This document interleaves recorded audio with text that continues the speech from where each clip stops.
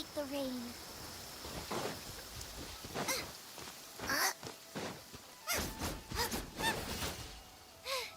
Now I got stomach cramps.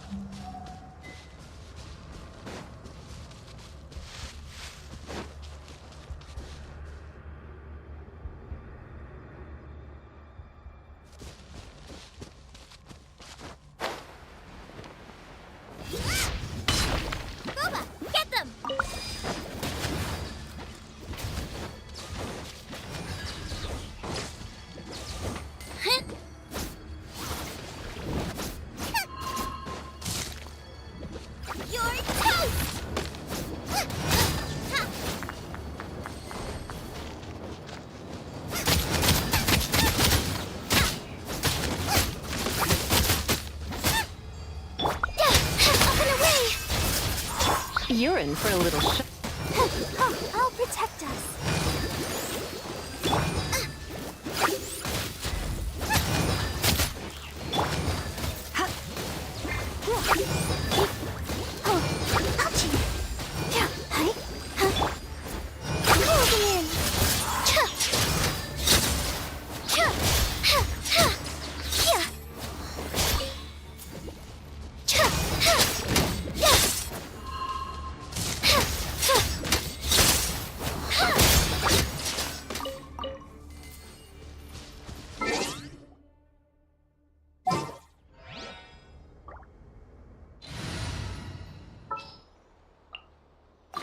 Ready.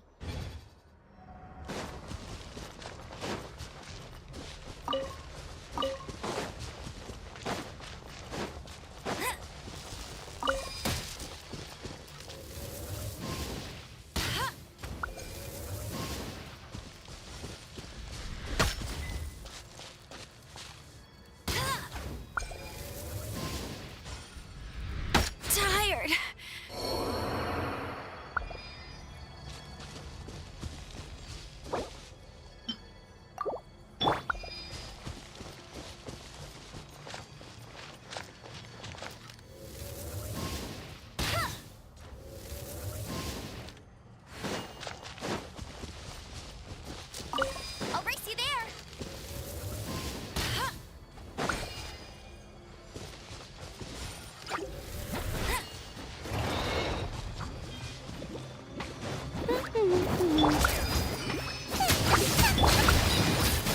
Try not to enjoy this too much.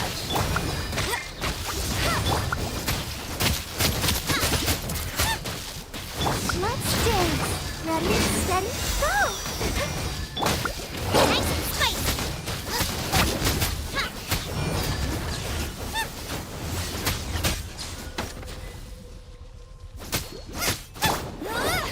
You got me.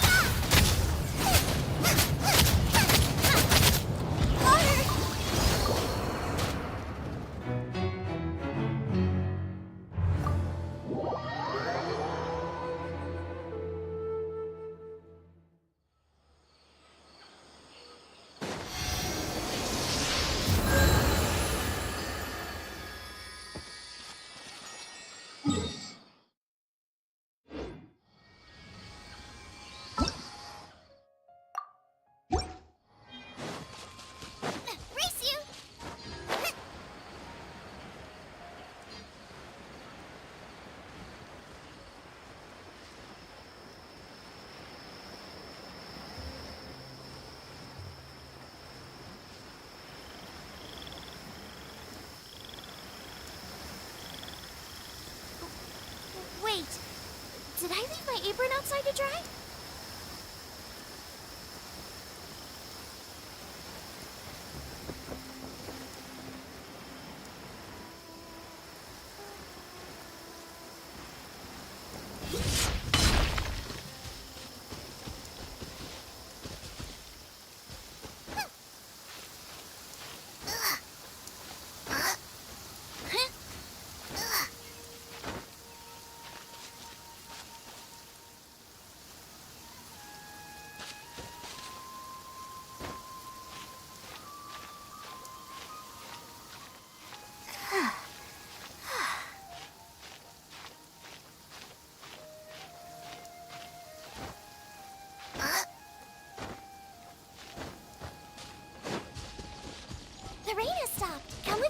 like some matsutake.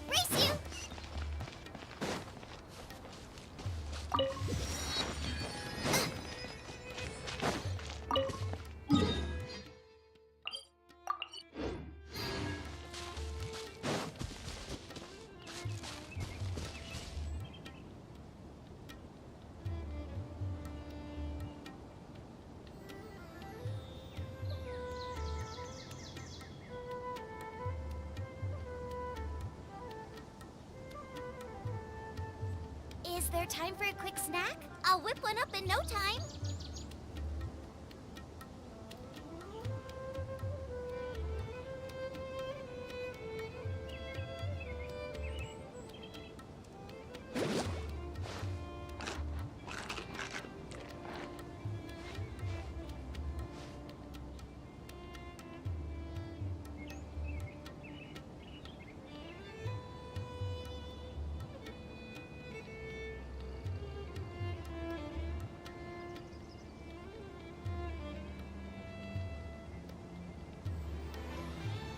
I can't decide whether pyro slimes taste better with salt and pepper or garlic and herbs.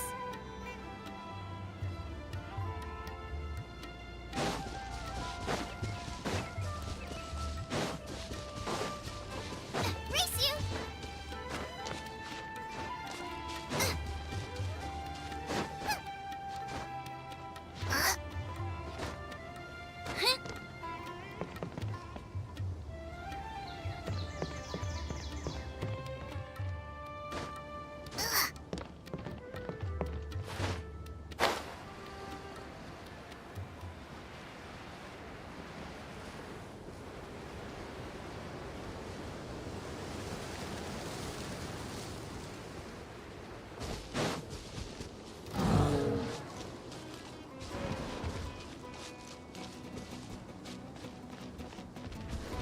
Out of the frying pan, into the fire! I'll protect us.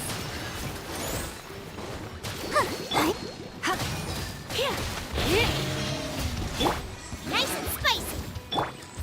Let's dance. Go, Barbara, go!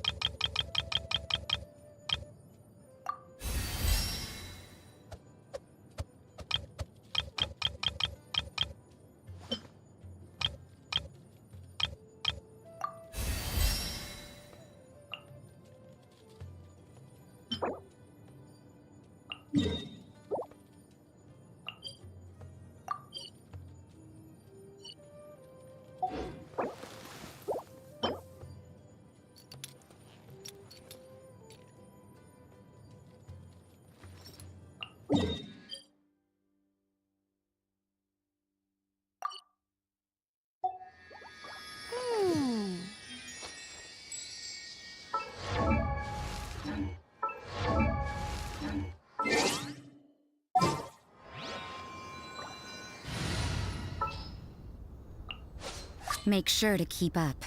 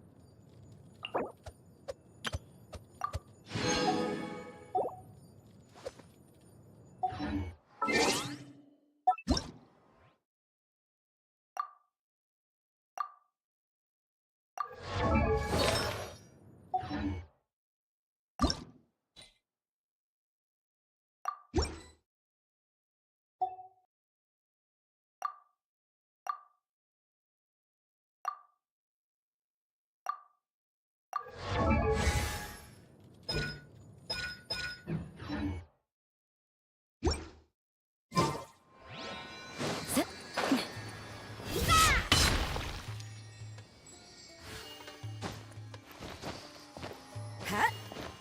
Yeah.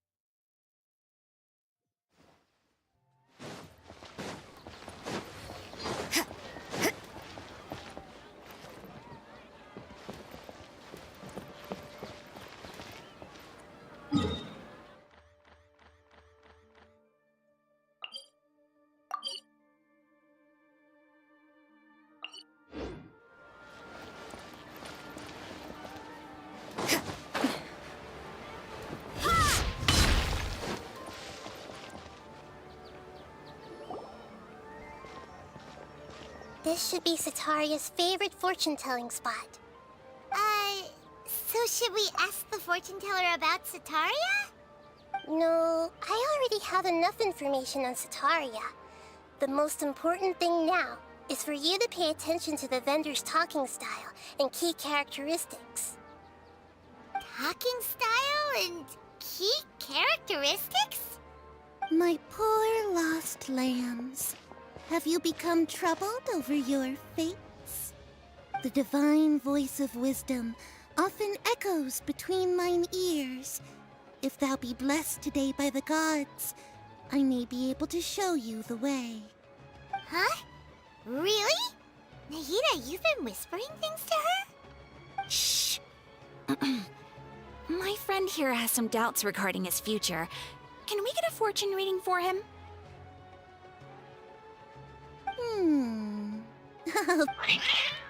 Uh-huh. It would seem that Harut and Marut are quite wary of you. Perhaps, at some time in the past, you have somehow offended the gods. Only mocking the god of Animo, questioning the lord of Geo's financial savviness, and brawling with the god of Electro. Do those count? Oh, nothing. Go on, pick an aspect for her to divine. Love prospects? No problem at all.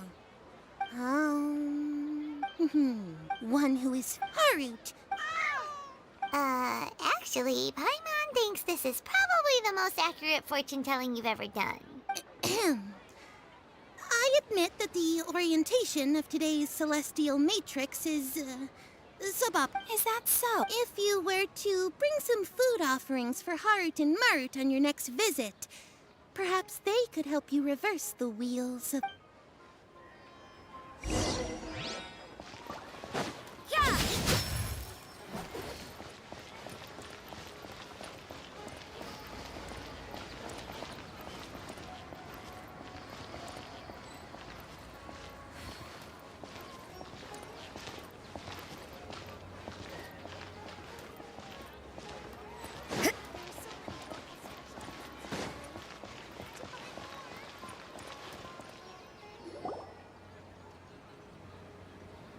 Is this another one of Sataria's favorite stalls? Yep. It belongs to a king.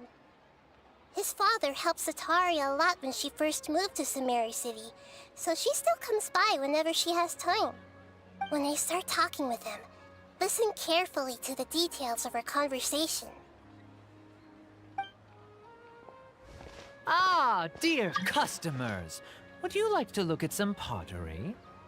We caught wind of your great craftsmanship, so we specifically came to take a look. Oh, I recognize you. Aren't you Miss Catherine from the Adventurers Guild? Sounds like I'm in for some big business. Speaking of, where did you learn this trade? I suppose you could say it all started with my dad. He's a mason by trade, but I picked up an interest in clay while apprenticing for him. After that, I began making pottery by myself in secret.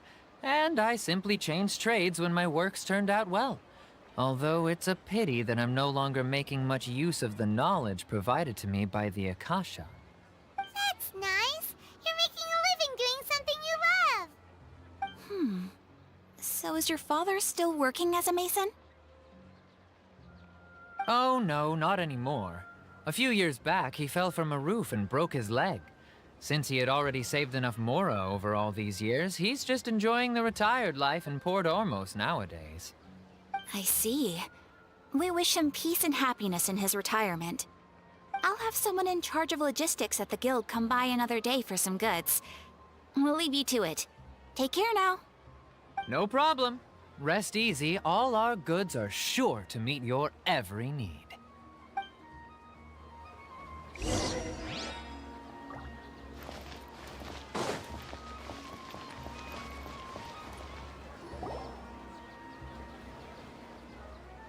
This should be our final stop.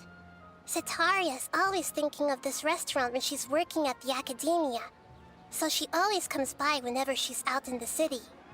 Nahida, you've really thought of everything. It's my duty to protect Sumeru's citizens, after all. Hi there. I feel like I've seen you down by the docks before. Huh?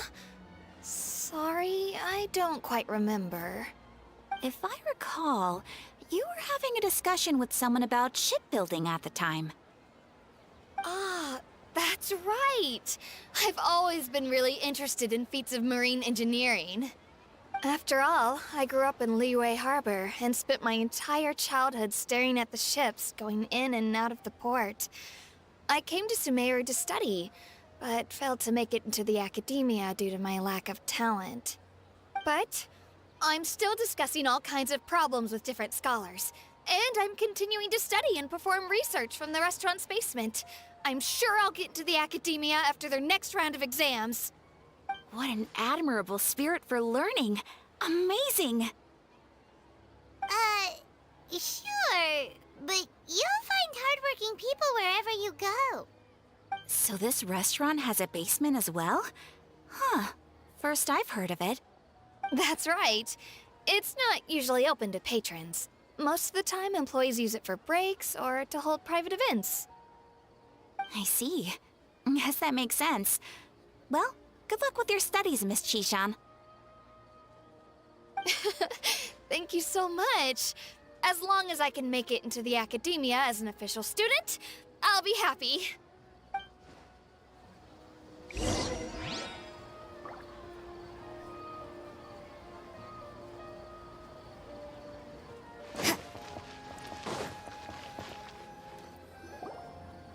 So, was that everybody? 3 familiar faces should be enough for Sitaria. What's the point of all the information we've collected? Nahida, you still haven't told us how you're planning to make Sitaria face her problems. Sitaria is already used to avoiding her problems, so we must find a way to break through her usual sensibilities. I remember you mentioned that the Eremites in Port Ormos are all making a fuss about the upcoming resurrection of King Deshret. Although it's all just a boatload of nonsense, the fate of her homeland may turn out to be Sitaria's soft spot. Oh, Paimon gets it now! You want to take advantage of the guilt Sitaria feels about her homeland. Although she knows she should return home to help the people of the desert, all she's done is conspire with the sages. So how do we set that up? Well, King Deshret is long gone, and Sitaria is also too smart to fall for any simple tricks. If we simply engaged her under the guise of King Deshret's believers, she would definitely be weary of us, and we may not get anywhere. But if we were to borrow some of her close acquaintances to talk with her, her reaction would probably be very different. So, you mean you're going to possess those people we just talked to? Yep. Possess them through the Akasha. Imply they've already converted to the faith of King Deshret, and then convey our made-up will of King Deshret. As long as everything goes smoothly, we'll get through to Sataria for sure. She'll never guess that we had anything to do with it. Ah, so that's how you're going to use all the info we collected on these people. It's so that you won't slip up and break form. Possessing them will only work if you can manage to pass off as them. Exactly. So, best of luck with impersonating them. Huh? Best of luck? But we don't know how to possess anyone. That's no problem at all. I'll just share all their senses with you once I've possessed them. As long as you're also wearing an Akasha terminal, the effect will basically be as if you've possessed them yourself. Huh. That is pretty convenient. But why does he have to do this? Can't you do it yourself? Although I've been observing humans for a while, I've never been good at imitating them. You're not wrong. It's always been painfully obvious whenever you try to pass as Catherine. If it was at all possible, I would have preferred to leave these people alone. But seeing how things are now, I probably should just accept it and push on. Yeah, don't beat yourself up over it. We're only doing this to help everyone, and we'll only be borrowing them for a little while anyway. Alright, then let's give it a go tomorrow afternoon.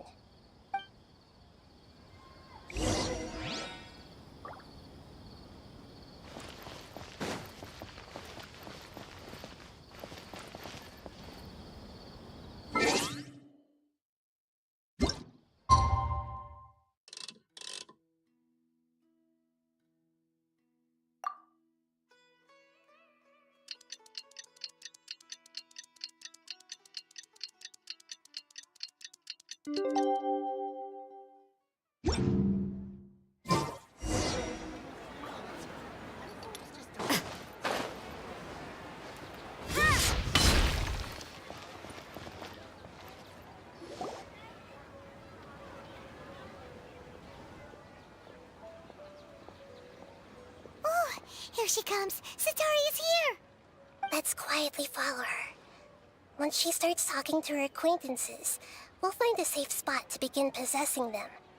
As for how we'll sway her to our side, I'll leave that to you. I trust you'll know what to say. Paimon's starting to feel kind of nervous. Okay, let's go. Looks like they've already started talking. Let's find a hiding spot and get started.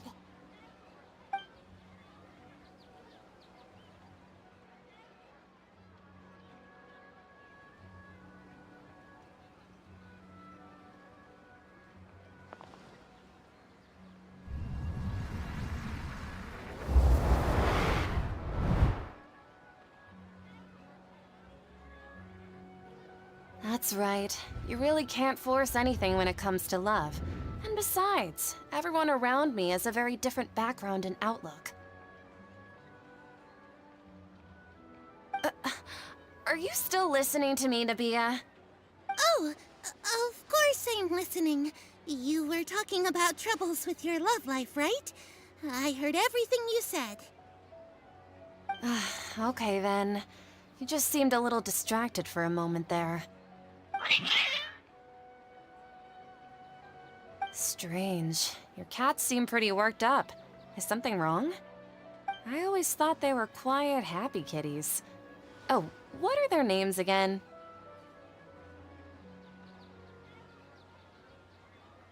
Ah, that's right. They are just little darlings, aren't they? Harut and Marut. So, which fortune do you want me to read for you today? You must have come for another echo of the divine...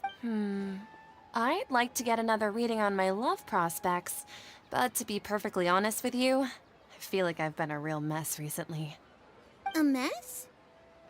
Well, could you do a reading on how long it'll take me to finish my current project at work? I really just want to get it over with. I hear you. No problem at all. The gods will reveal the truth.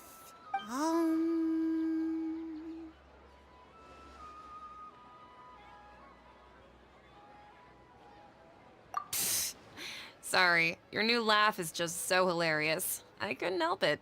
Oh, please pay no mind to those kinds of details. The gods are asking, Sitaria, why haven't you gone home? Why haven't I gone home? Do the gods really know everything I've been thinking about? Sitaria, why don't you just go home? It's a demand now instead of a question. The gods seem to be truly upset. I'm sorry. I know I failed the gods. Please pass on my most sincere apologies and ask for their divine forgiveness. And if I may ask, Nabia, is there a specific god who's speaking to you right now?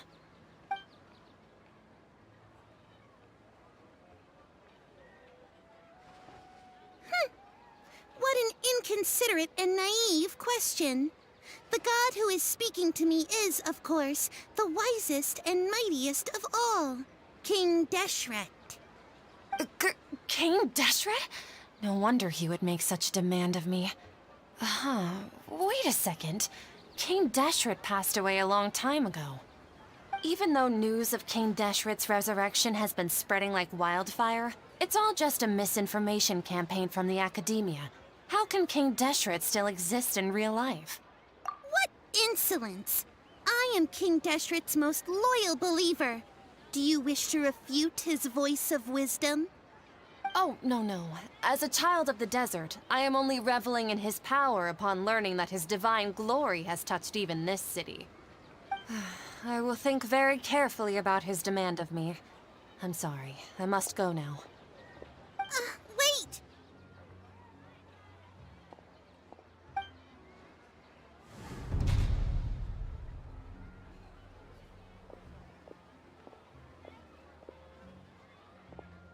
Whoa, she just ran off in a hurry. She looked pretty upset. Well done. Sitaria didn't seem to suspect anything amiss.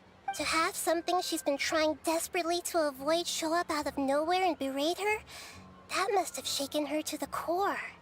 Aw, Nahida, it seems like you understand human emotions really well after all. All I know are some abstract Teyvat theories.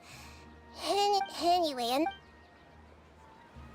He's out of Keem's now, right on cue. Let's get ready to possess him right away.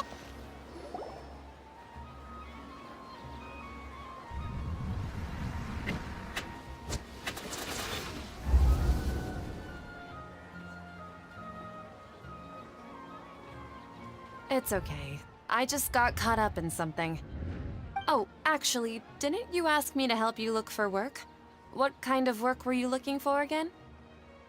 Oh, right. Your old man's craft. How could I forget? Speaking of, how's he doing? Is he feeling any better?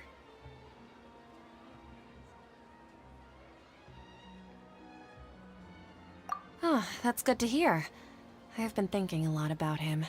If I could get some more time off, I'd love to pay him a visit. Actually, while we're talking about him, is he still living in Port Orm? Yeah, he's been retired there for a while. If you could find the time, please write him a letter. Let him know that recently, faith in King Deshret has taken root in Port Ormos and has begun to spread across Sumer. He has a quick temper and has always been a devout follower of the Dendro Archon. I don't want him to get into a fight with those King Deshret believers because— Oh? So, who are you siding with in all of this? The Academia or King Deshret? I'm so jealous of you. You were born a child of the desert, yet you chose to betray King Deshret, and now you spend all your time with those crooks from the Academia. Akeem, you don't mean you've also become a believer? What's so strange about becoming a believer of the wise King Deshret? In fact, aren't you the strange one? The one who still can't pick a side? Can't pick a side? Me? Whoa, Paimon had no idea you'd be so good at this. you really zeroed in on the issue and put it right in front. But once everything is over,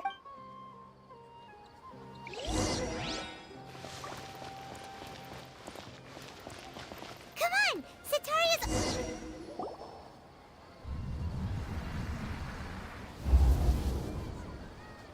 So, Shishan, have you noticed anything weird in the city lately? Like, as if someone was trying to preach to you about something?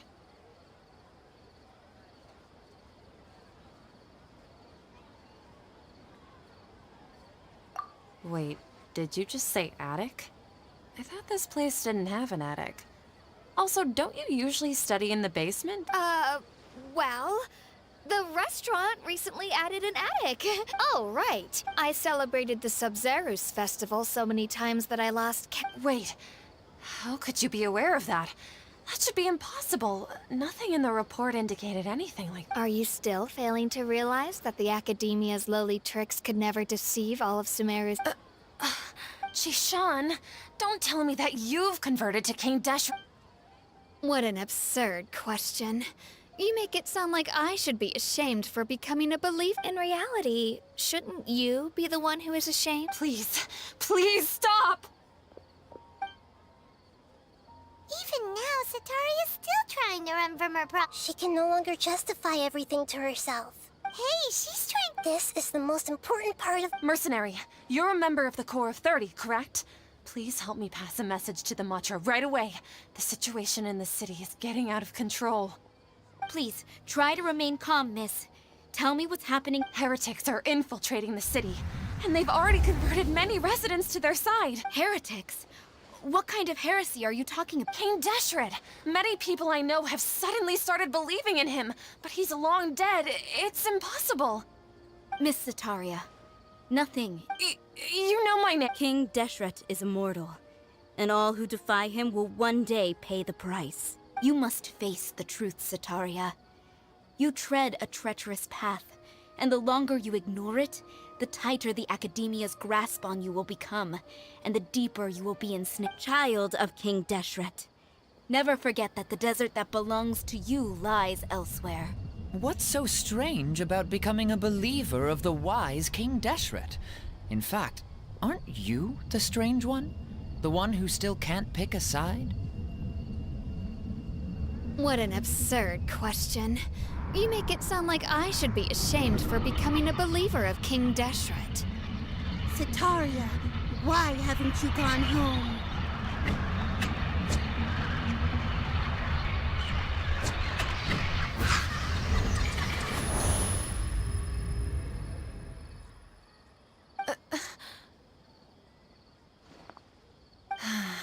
It seems that no matter where I run, I only keep finding more believers of King Deshret.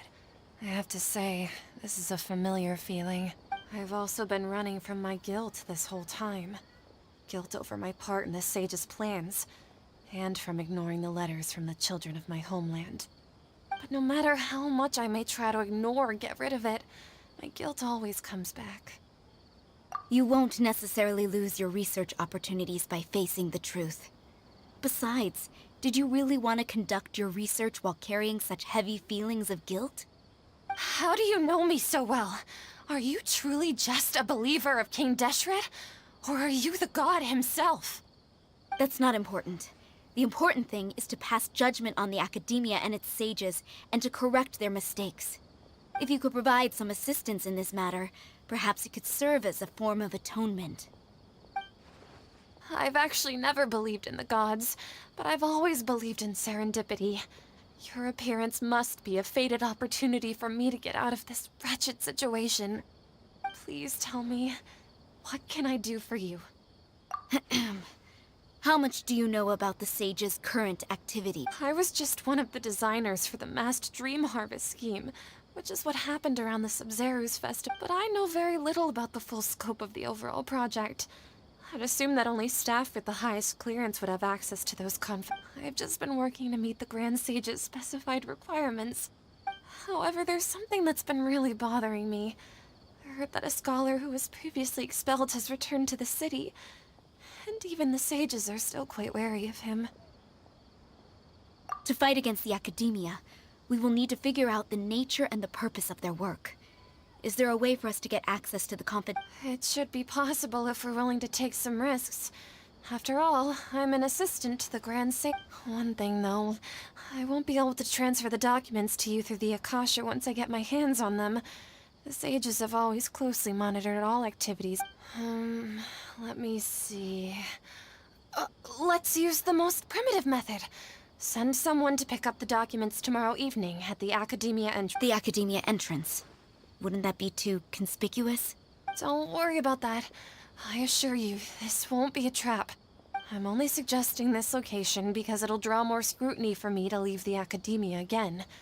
It'll be safest for me to distract the guards long enough to hand you the documents. All right, I trust. So, if I were to successfully complete this task, would it mean I've atoned for my wrongdoing? That'll depend on the judgment of the Dendro Archon. The Dendro Archon. That's right. Her people are the ones we have endangered. As the God of Wisdom, she's also the one responsible for judging and guiding the scholars. Maybe it's time for me to find a god to believe in. Just as Nahida predicted, we've managed to bring Sitara. The Traveler's execution was ingenious. Well, now that we've made plans to Pray? But if we're going to pray to the gods, aren't we just praying to you? God of... No. The truth is the true guardian of scholars. I've always believed that. Anyway...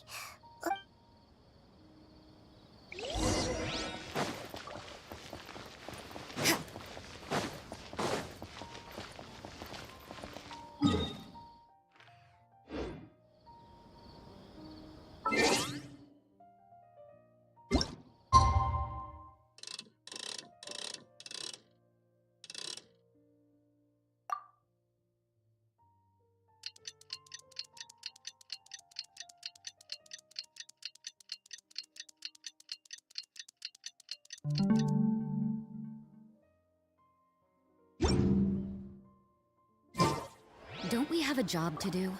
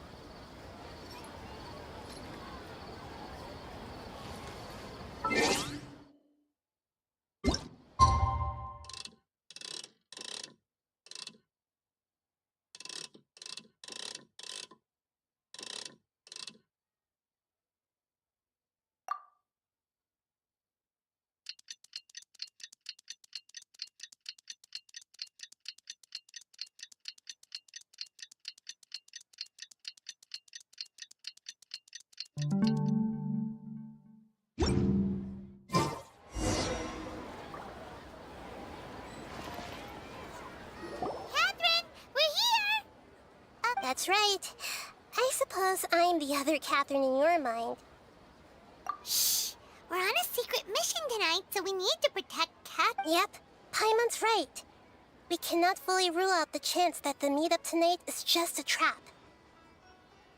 If something were to happen, my existence may be the only trump card we'll be able to play.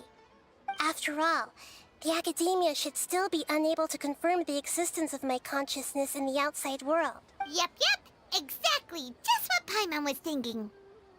Anyway, enough about that. Let's just make sure it's off. What do you feel is off? It's the middle of the night. Of course it's quiet. You're not getting paranoid, are you? No, I think he's right. It really is a lot quieter than usual. If you look around, there seems to be fewer people on the streets. I'm not sure if this is the case for the entire city, though. Huh.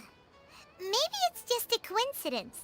Maybe Sitaria figured out a way to not only distract the guards, but also to get everyone to go to sleep early. I also can't quite figure out why Well,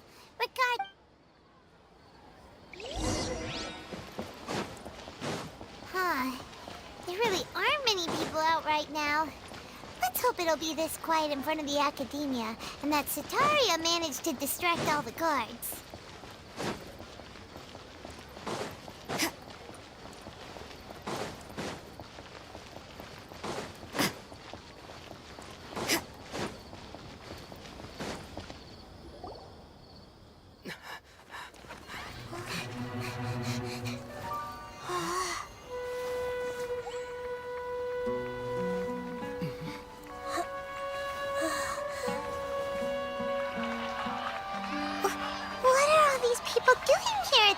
hour of the night.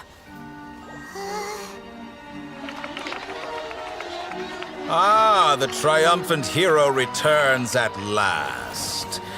And to a rather spectacular welcome, even if I do say so myself. You're the outcast, expelled from the academia. Indeed I am. Although these days they tend to call me the Doctor.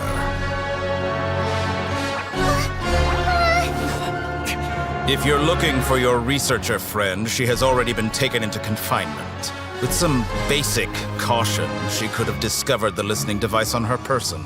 Clearly, she lacks the degree of rigor expected of a true scholar.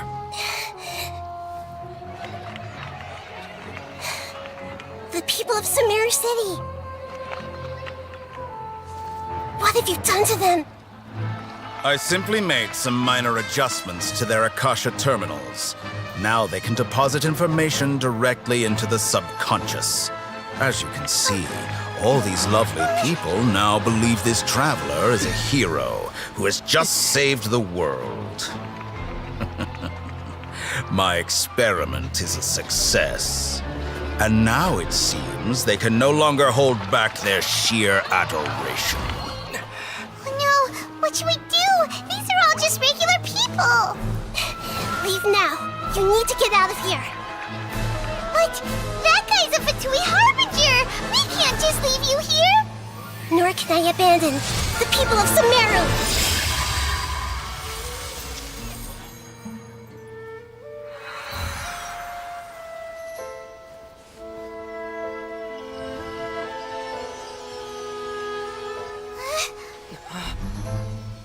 Don't worry. We'll meet again outside of the city.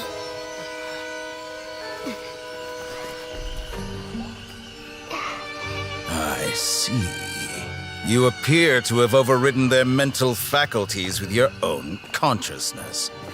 To possess such a powerful mind, you must be the god of wisdom.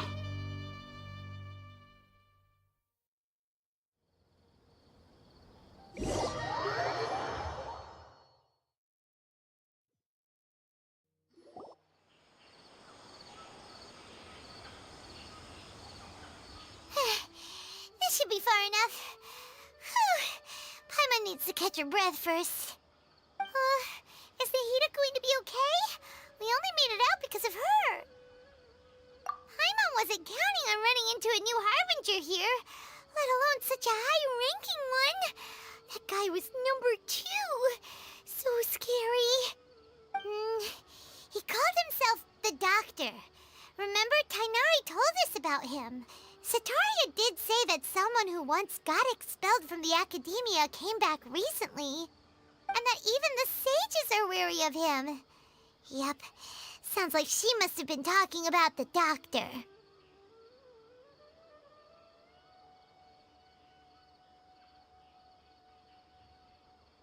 Yeah, now that the Doctor's in the picture, we're no longer just dealing with the academia. They're in cahoots with the Fatui. But what are the Fatui after this time? Another Gnosis? Yeah, things would be a lot easier with Nahida's help. Nahida said we'll meet again outside of the city. But, you mean... Oh, right! Wasn't he invited by the sages to work on some project when we were staying with him in the Vidia Forest? That has to be the same project. Even though he turned it down at the time, he might still know something. There's no time to lose. Let's go to...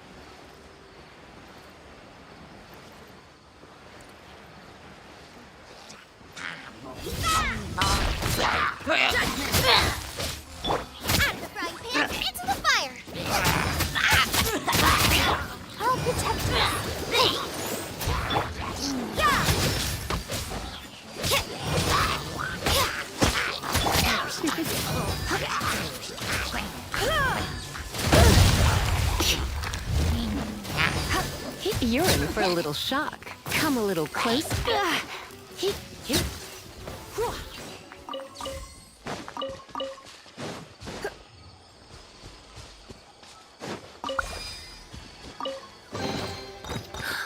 Oh my.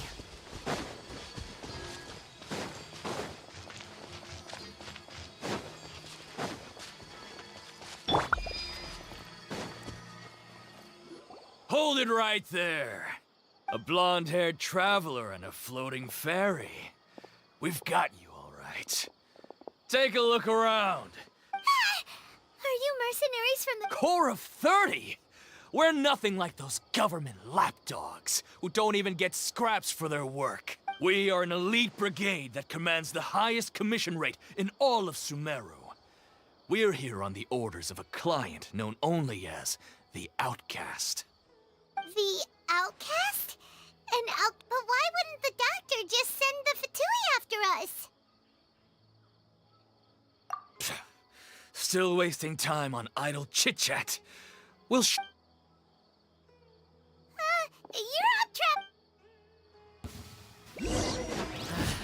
A new punching bag.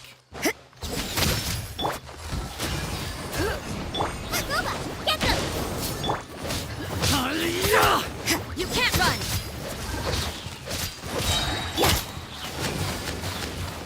You're in for a little shock. Judgment! Let the show begin.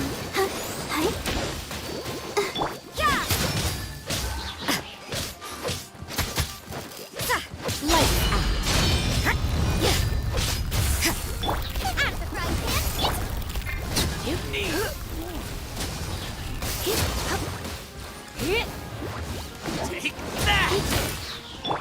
You can't run! Goba, get them! I'll take that! Judgment! I'll take my leave. Race you! Eat this! I'm the fried man. You can't run!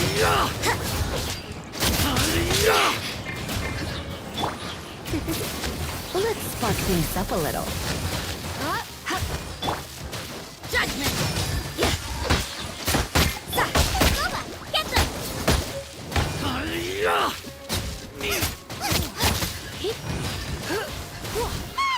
It isn't over yet! Here comes reinforcements!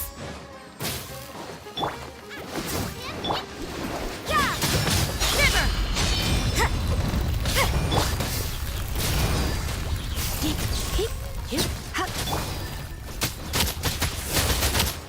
Race you!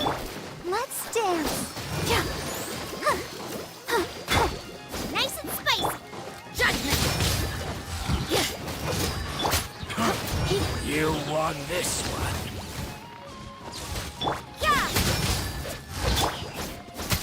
Goba, get them!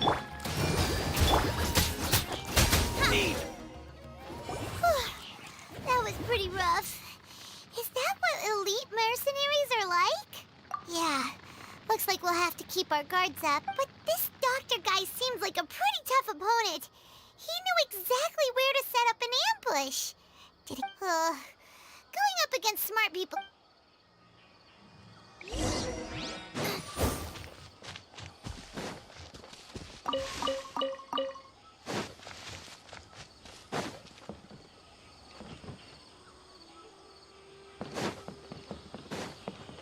Race you!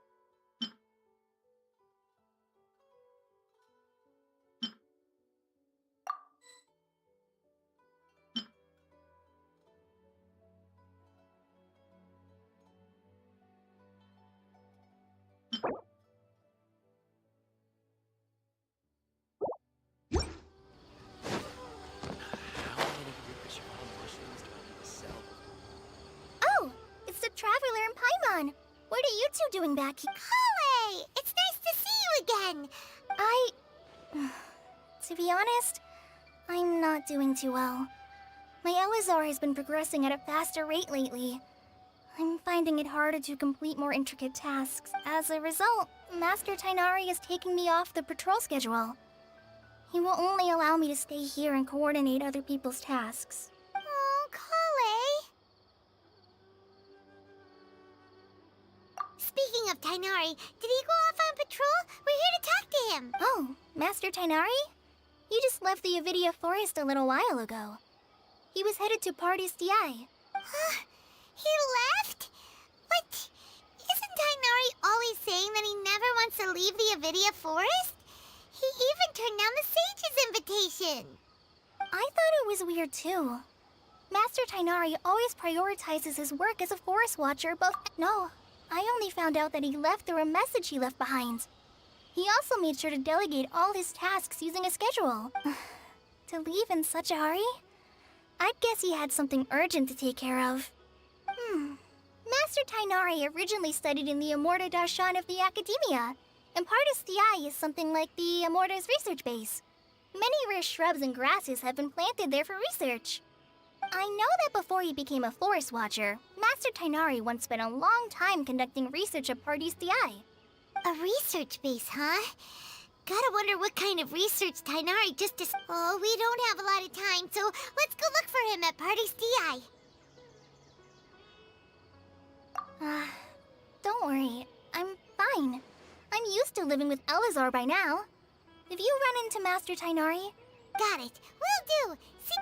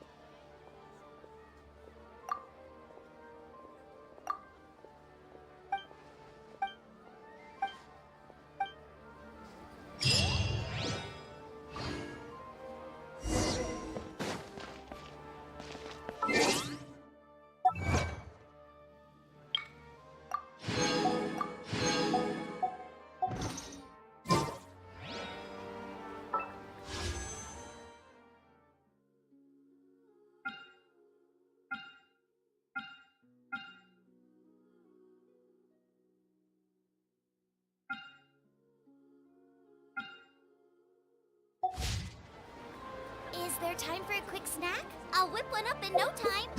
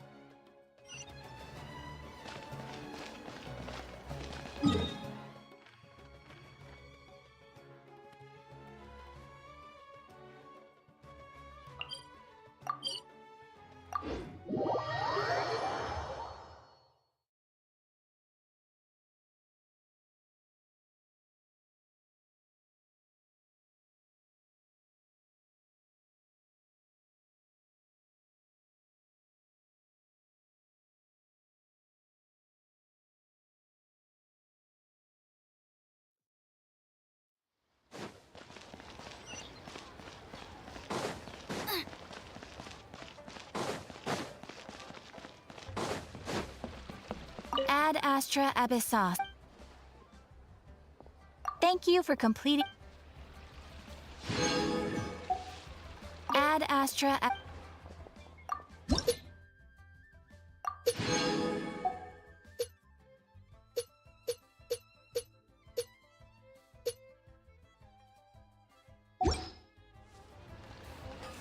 Ad Astra Abyss.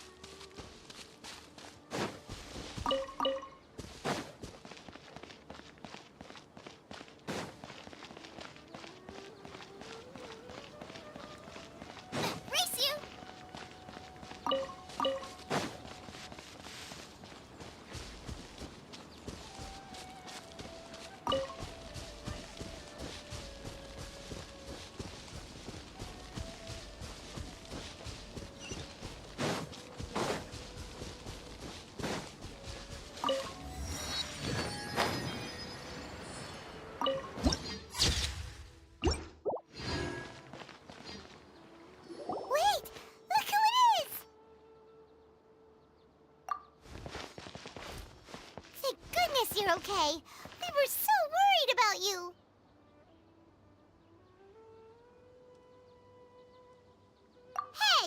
this was supposed to be a Actually, it's very smart of the Traveler to be wary of me right now. After all, the Doctor has shown that his technology can apparently even control human mind. Plus, it's not like you could have known what happened after we split up and I was facing the Doctor by myself. Even a pool of stagnant water after a torrential storm can occasionally pass as a patch of sky. Paimon feels like only the real Nahida could come up with such an obscure analogy. Huh? But I wasn't trying to win your trust or anything. All I wanted was to clarify. Well, we understand that point now. Please, Nahida, tell us When you left, I was still in the middle of restoring everyone's minds. Thankfully, when the Doctor mentioned depositing information into the subconscious, he didn't mean engraving information into their mind. Instead, he did something closer to creating hallucinations. That was still within my power to fix. Luckily, I managed to finish my restorations and mind jump away from him just as he was about to capture me. What a relief. The Doctor sure pulled out some hidden cards, but good thing we had Nahida. I wouldn't be relieved just yet. I gave away my true identity when I restored everyone's minds, which means we've lost another one of our trump cards. Also, the Doctor is already an expert at modifying Akasha terminals. Maybe it's only a matter of time until he captures my consciousness inside the Akasha. Would that mean you'd no longer be able to jump between minds? Then how do we stop him? He's still at the academia, so it feels like he's toying with us. What a nasty piece of work.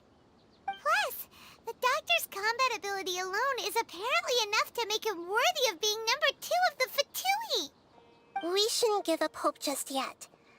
Let's try to find another way to attack this problem. Actually, Nahida, how did you know we were trying to get to Party's Di? Yes, I have. I can see the Traveler's elemental energy, so I deduced your destination by looking at the direction you didn't come here for sightseeing, right? Did you find... We're looking for a scholar we know. His name is Tainari, and the sages once tried to reach out to him. Why don't you come inside with us and see what we can find? Okay, let's just hope we won't get him into trouble. Race you!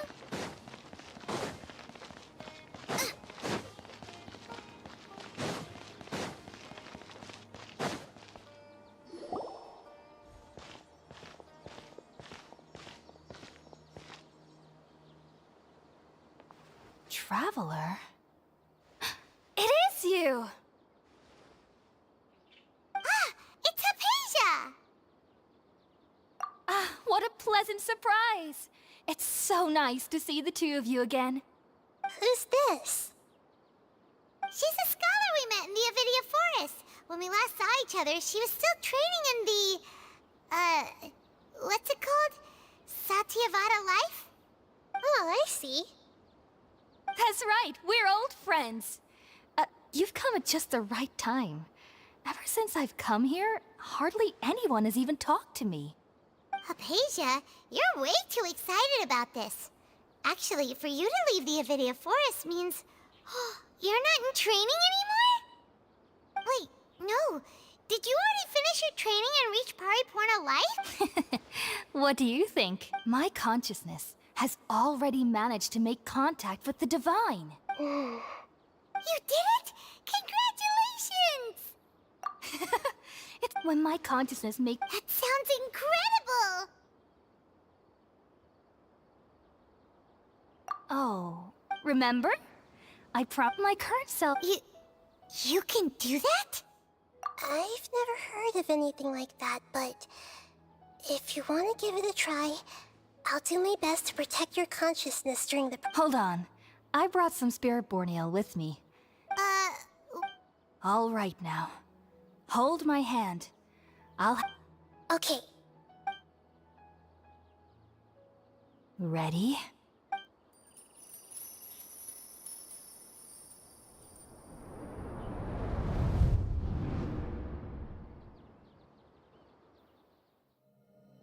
It took 3 betrayals for me to finally understand.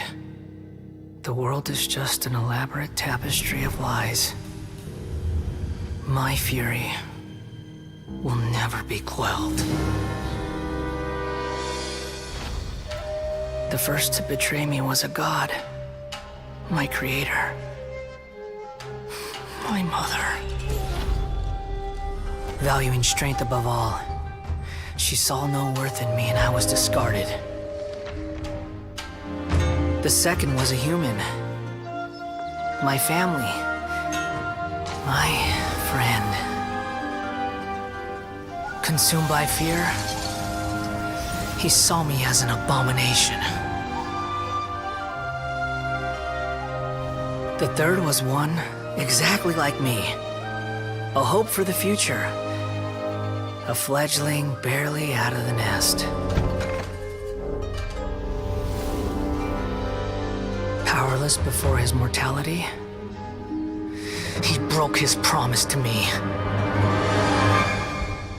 Humans, they can't be trusted. And the gods fill me with pure loathing. So I said good riddance. I denounce the world and laugh in its face.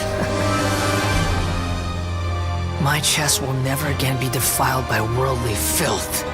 I will scrub away every last trace of human emotion. Then it will be empty, a blank slate, and ready to receive a supreme gnosis, brimming with pure divinity.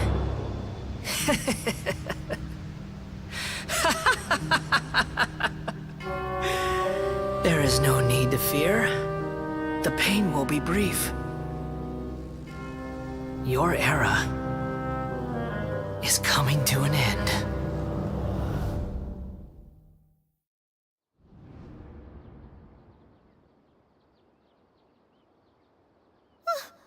What was that?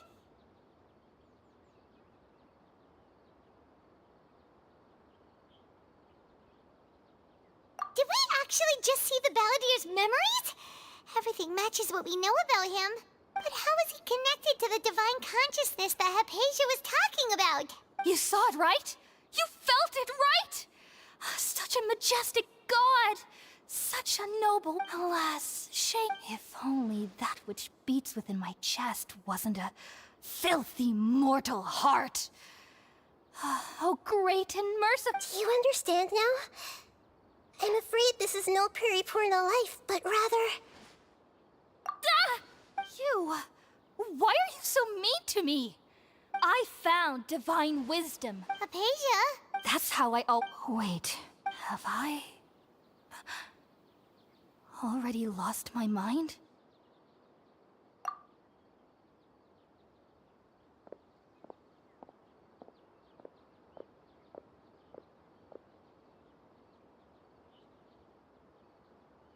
Wait, something isn't right.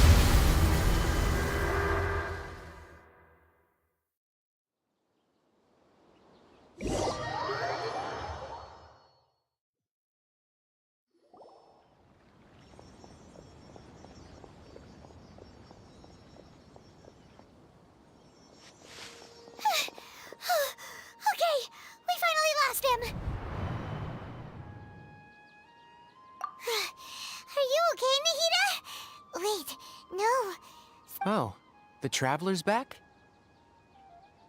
Nahida was controlling your body for a while. It seemed like she jumped over to you as an emergency measure right before the Catherine puppet was destroyed. After that, Tainari heard the commotion and came over. He helped us defeat the mercenaries and then he ran with us all the way here. What? You swapped places? You mean your consciousness also went into Nahida's body? Wait, then where is Nahida's consciousness? I never imagined that an individual's consciousness could be transferred around like this. Had I not seen it with my own eyes, I would have never believed it. I don't think this can be achieved with current human technology. Also, while we were running, the consciousness in your body told me to pass on a message. The doctor has found a way to trap my consciousness, so I can't journey with you anymore. But even in a moonless night, a shower of starlight can still drown out illusions and lies. Oh no! Nahida's trapped in the sanctuary of Surathana for good this time. Was that message all she left for us? It's pretty vague.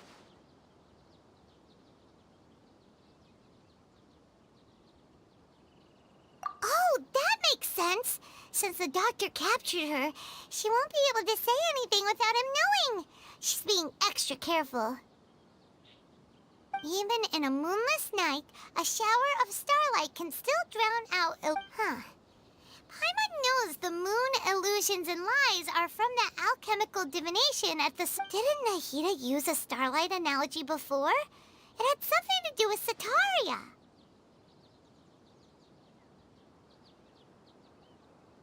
Oh, but... Paimon. That's all right. I've spent some... Thank you, Tainari. That. While I was indeed invited to join that project, the sages were always secretive about its scope and goals, so I eventually declined. All I know is that the project has something to do with the restoration of Irminsul.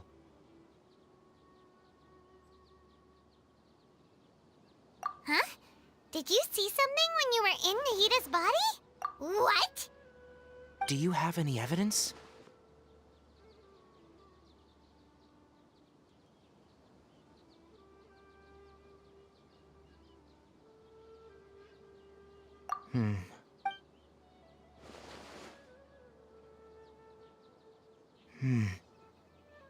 So that's what happened.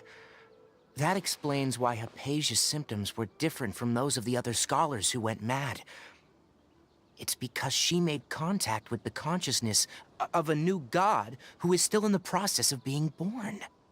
Tainari, did you leave the Avidia Forest because of Hypatia? I did. I noticed Hypatia's mental anomalies, but since her symptoms were rather atypical, I secretly took her to Pardis DI and began... If I didn't take... Now that you mention it... I knew the Academia has never thought particularly highly of Lesser Lord Kusanali, but I still didn't expect them to do something as arrogant as creating a new god. Looks like the Doctor and the Balladeer. We have 2 Fatui Harbingers in Sumeru. Sounds like we're in for a bad time.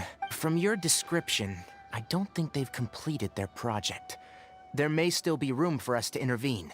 But then, what is the connection between creating a new god and restoring Irminsul? Yeah, it feels like we're still nowhere close to figuring out the sage's goals. Right, we've pretty much gone over everything we need to know, so we should head out. How about you, Tainari? What are you going... I'll stay here for now.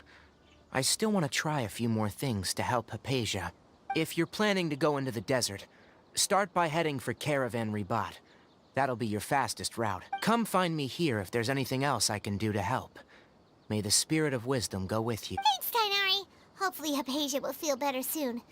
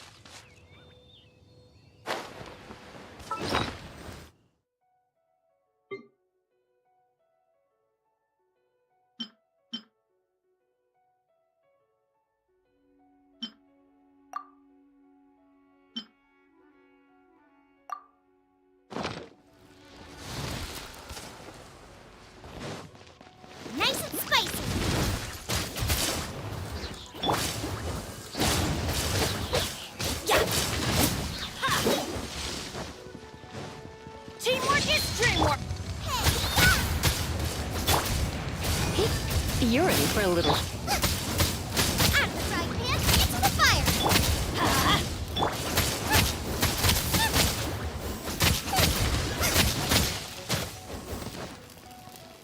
Let the show begin.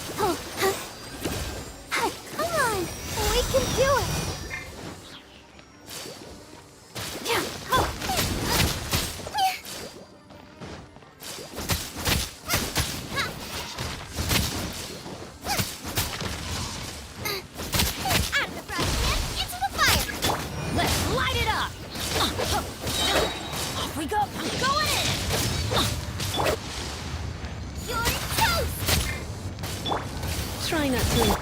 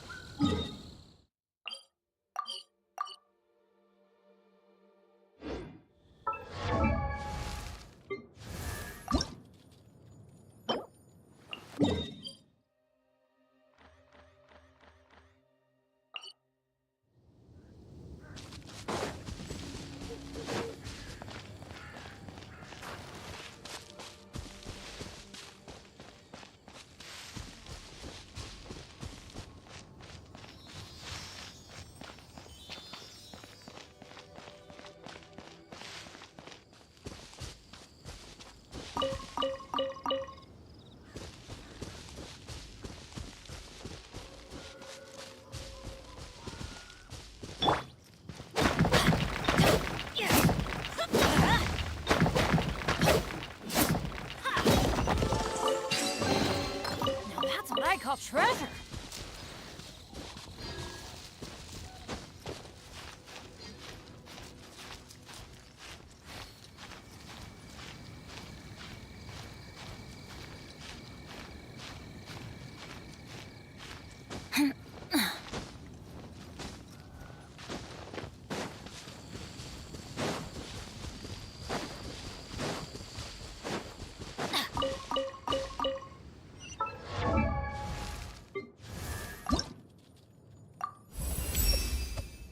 You have a...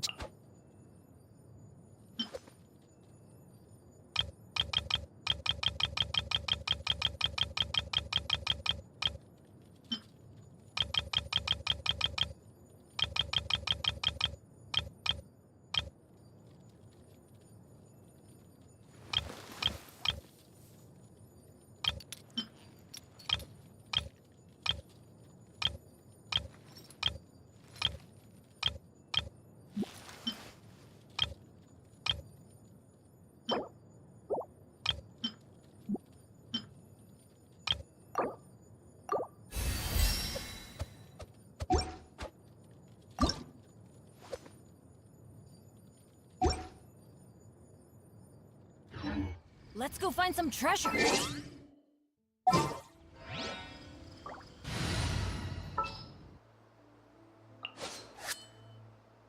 Make sure to keep up.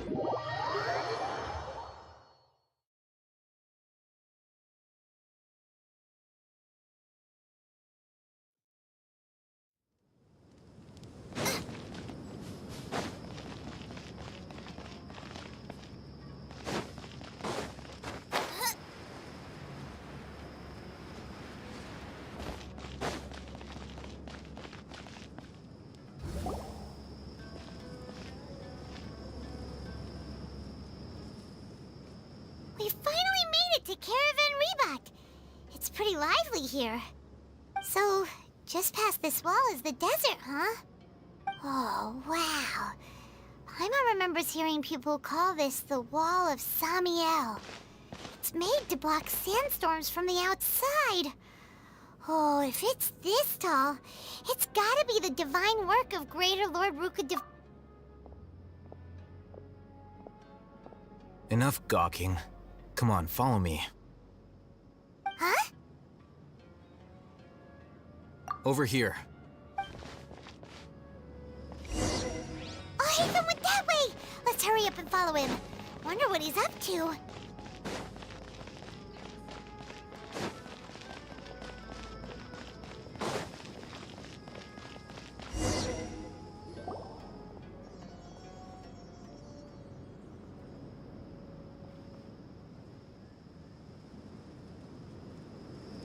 What the... Where did he go? How did we lose him? They were just here a second ago.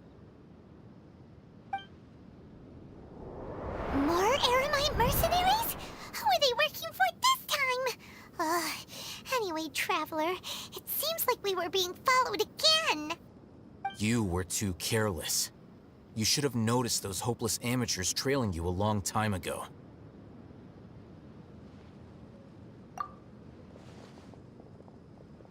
There's no need to thank me. I've never cared to keep track of personal favors. All I did was correct a mistake I happened to come across. It's a habit I developed at the Academia. You really gave Paimon a scare, Haytham. We never thought we'd run into you here. Last time we met at Port Ormos, didn't you say you were going back to the Academia? Wait, don't tell Paimon that you're here to take us back on their orders! Oh, so you've already landed yourselves on the Academia's hit list. I can't say that I didn't expect it. However, had I wished to turn you over to the Academia, don't you think you'd already be the Eremites' honored guests by now? Oh, right. You do have a point. I have no interest in running errands for that project. As a scholar, I've always belonged to the camp that promotes researcher autonomy. And these days, you're more fascinating than anything the sages can offer. Not quite. To tell you the truth, I'm still investigating the Divine Knowledge Capsule. Unfortunately, I've run into some difficulties. Everyone says the capsule originated in the desert and was eventually moved to Port Ormos. If I am to get to the bottom of this, I must understand how the capsule first came to be. Which brings me back to you, and why you're so interesting. The leader of Ain al-Ahmar used the Divine Knowledge Capsule right in front of you, and upon seeing him, your expression became perplexed, and you were lost in thought for quite some time. To have that kind of reaction, I think you must have realized something. Are you interested at all in sharing what you've been hiding from me?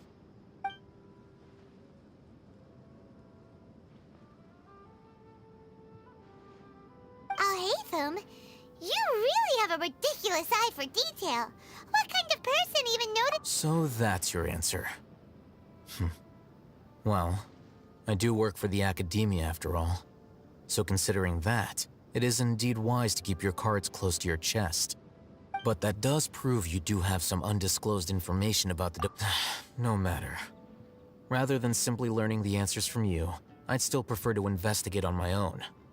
Speaking of, you two are also headed to the desert? That's right! We have the same plan as you! But we don't really have any concrete goals at the moment. Then I'd suggest starting with Aru Village. It's the largest settlement in the desert, so it'll probably have more resources and intel than anywhere else. It's always better to travel with someone you know.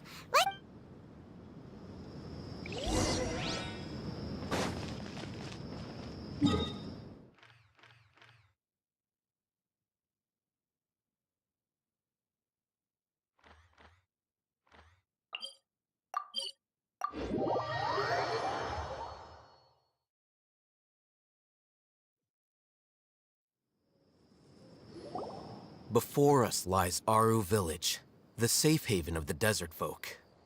Whoa, this landscape is really something else. What a cool place! Let's go check it out!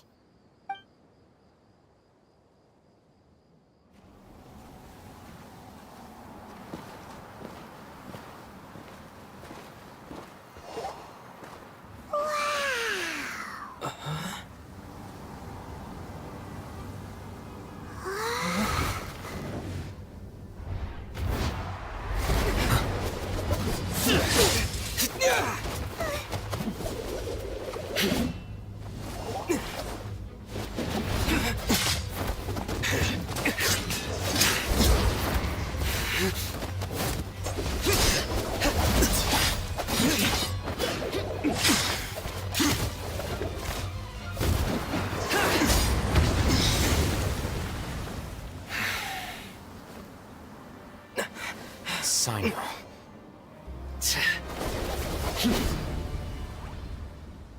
Unless my memory fails me, we have barely spoken 2 words to each other before now at the Academia. Would you care to enlighten me as to when and how I invited the General Mahamatra's wrath? Alhaitham, do not think you can escape my judgment just because you managed to escape my attack. Judgment? So that's how you'd characterize your actions here, is it? Or would elimination perhaps be a more accurate description? Had I used my full strength, not even this traveler would have been able to stop me. Though styled like an assassination, I sought only to ensure that my target would be unable to flee or resist. Standard practice for the Matra, as well you know. Seemed to me more like your own personal touch. Who is that, Alhaitham? Did you call him General Mahamatra? Yes. General Mahamatra Sino, head of all the Matra at the Academia. He's a formidable hunter, and the ultimate nightmare for any who have committed academic crimes. You seem to have placed a lot of trust in Alhaitham, to the point of blocking an attack for him. If I were you, I'd never choose to side with him. I wouldn't believe a single word that comes out of his mouth. I have been pursuing this scribe for a long time. I urge you, stand back and do not seek to defend him any longer. Otherwise... Has Alhaitham done something wrong? Paimon doesn't think he's as bad as you've made him out to be. I won't waste my breath explaining things. Alhaitham, I saw it during our fight. Take it out. The divine knowledge capsule you're hiding on your person. Unless you want me to retrieve it from... Very perceptive of you. Nothing escapes a... Wait, the divine knowledge capsule? Didn't it fall into the Matra's hands in Port Ormos? No wonder you speak with such confidence, Sino. But I must admit, I'm very curious.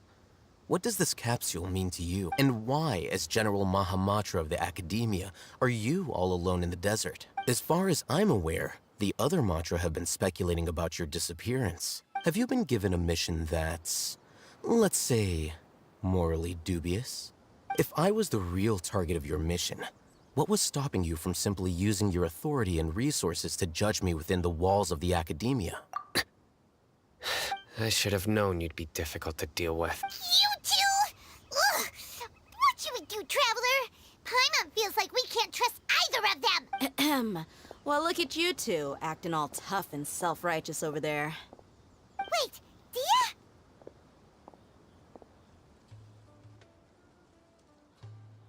Great! Finally, someone that we can trust!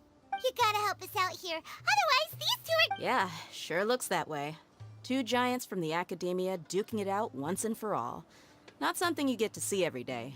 Listen, I know you academic types love to fill up your big brains with self-righteous morality and lord your empty rules and virtues over each other. But how dare you bring your petty disputes into the safe haven of Aru Village? It seems like someone's gonna have to beat some sense into your thick skulls until you find...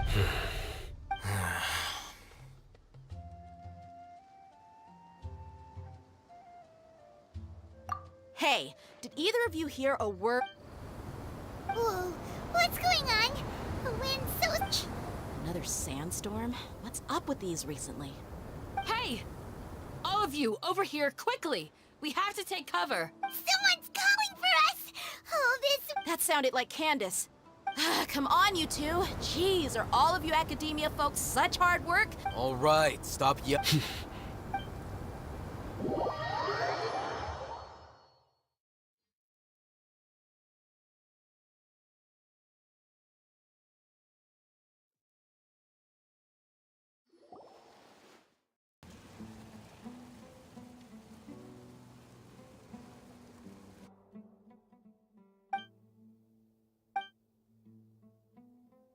Well, This is pretty awkward.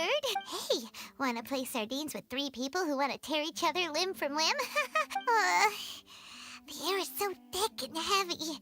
Paimon can hardly keep floating anymore. My sincere apologies, everyone. This is the home of our village chief. I will have to ask you to make do with this small room until the sandstorm dies down. Please, let me introduce myself. I am Candace, protector of Aru Village. Our savior has come at last! Nice to meet you, Candace. The name's Paimon. Thank you. There's no need to thank me. It's only right to help each other when the weather gets rough. Wow, she's so gentle and caring, like a nice older sister. Unlike those guys over there. All right.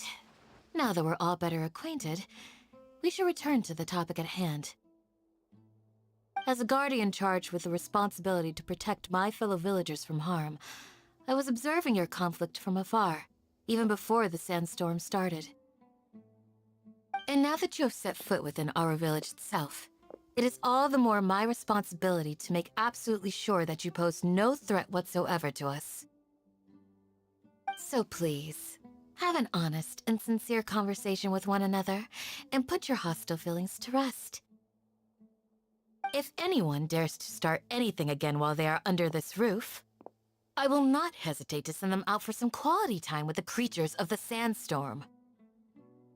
Oh, on second thought, Paimon may have misjudged Candace's character. And that goes for you too, Miss Dia. Do I make myself clear? All right, we got it, Candace. That's what I like to hear. So, which of you will begin? I was supposed to be a mediator, but I might have gotten a little too involved just now. Anyway, one of those two should probably start talking. Wait, that was you trying to be a mediator? I have nothing to hide, so there's no shame in explaining myself. While Al-Haytham wasn't wrong about the other Matra not knowing my whereabouts, it's not because I've been assigned a morally dubious mission. Rather, I've chosen to exile myself. Huh? Exile yourself? A little while ago, I discovered that there was data missing in the Academia's project planning and development files. What little they did report clearly did not match the project's actual progress. As General Mahamatra, I had the responsibility and authority to request an audit. However, to my surprise, the person responsible for the erroneous data was none other than Grand Sage Azar himself. I tried to investigate the issue myself before submitting a formal audit request, but I soon found that all leads and potential pieces of incriminating evidence were carefully concealed from me. I began to realize that they were cautious of me from the very beginning. Unsurprisingly, the Grand Sage rejected my audit request as soon as the submission reached his desk. The power of the General Mahamatra is granted by the sages. You have no right to judge us. So they really are up to no good. I realized then that to the Grand Sage, the Matra are nothing more than tools for the sages to assert and maintain their control over knowledge. The vows that we took, the principles that we strive to uphold, they are meaningless to the Academia of today. I believed it would be wise to flee the Academia before the sages had a chance to take action against me. This way, they can no longer see nor predict my actions.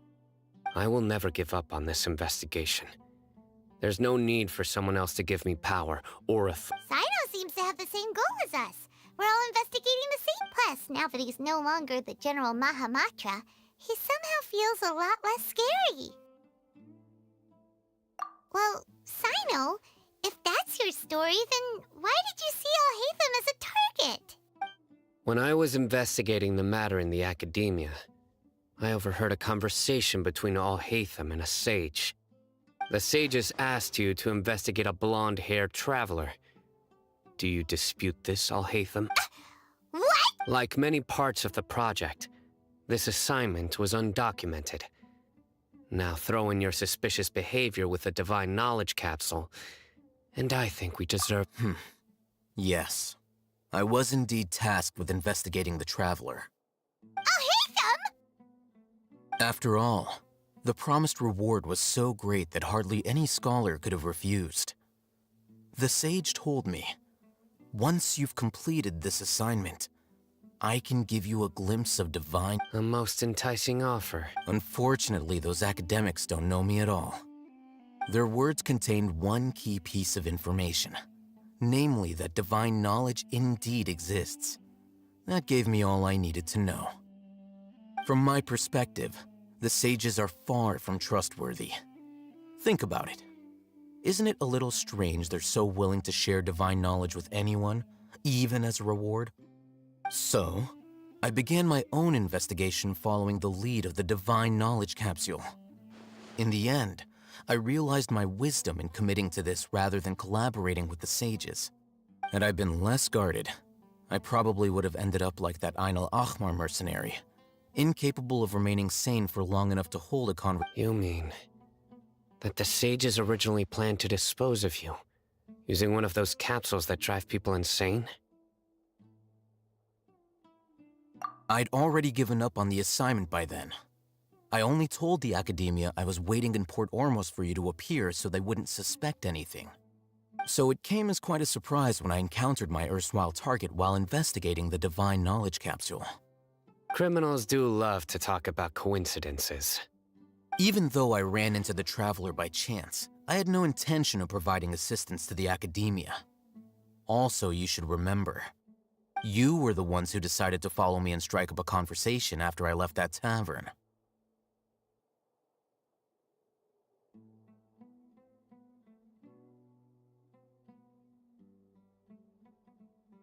That's true. Alhaitham helped us out at Caravan Rebot as well. Maybe he's telling the truth. I'm willing to apologize, if that's worth anything to you. I took the Divine Knowledge Capsule behind your back because I judged its existence to be a significant risk. I felt that it would be best for no one to interact with it before it had been properly studied. After all, curiosity often proves to be the most dangerous thing in the— You should be well aware, Scribe Alhaitham, that curiosity can also lead you to danger and suspicion. Answer me this.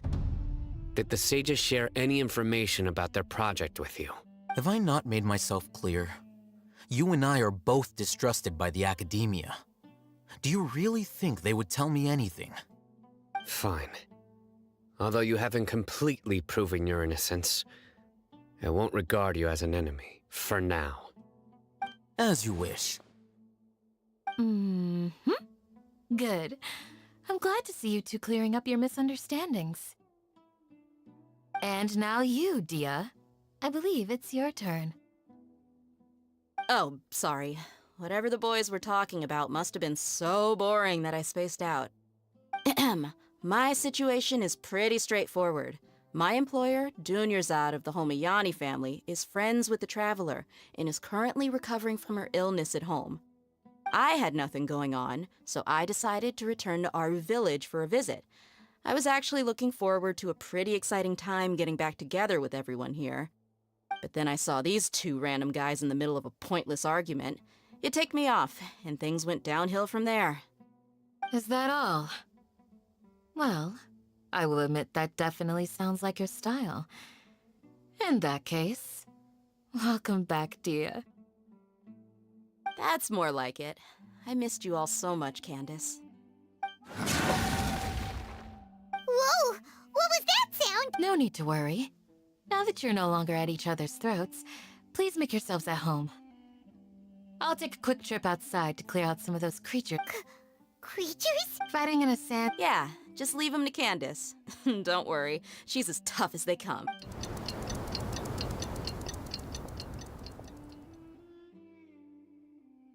The wind's died down.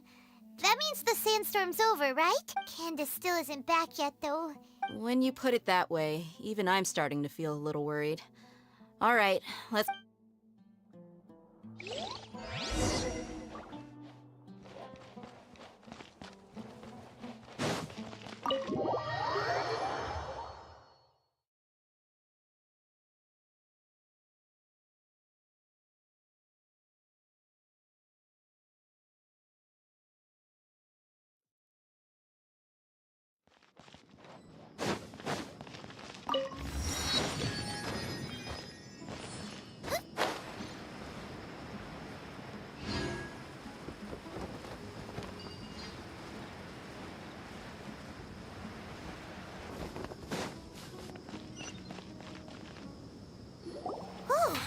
Candace, you're still fighting? You've been out here dealing with these creatures the entire time? Yes. They just keep coming in waves. I've lost count of how many I've defeated. Ah! Here comes another wave! Leave this round to us. I got interrupted earlier, but now... It's been quite a while since I've seen the Flame Main in action. I'll leave these to you then. I'll be sure to put on a good show. Let's go! Nice and spicy.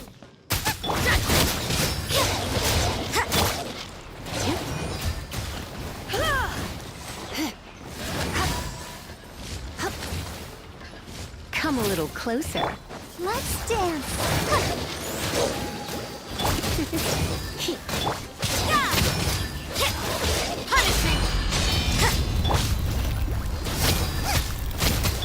Come a little closer. Here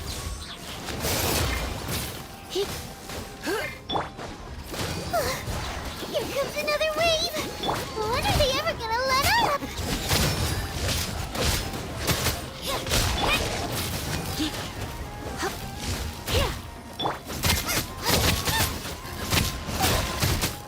Boba, get them! Go, Barber, go! You can't run!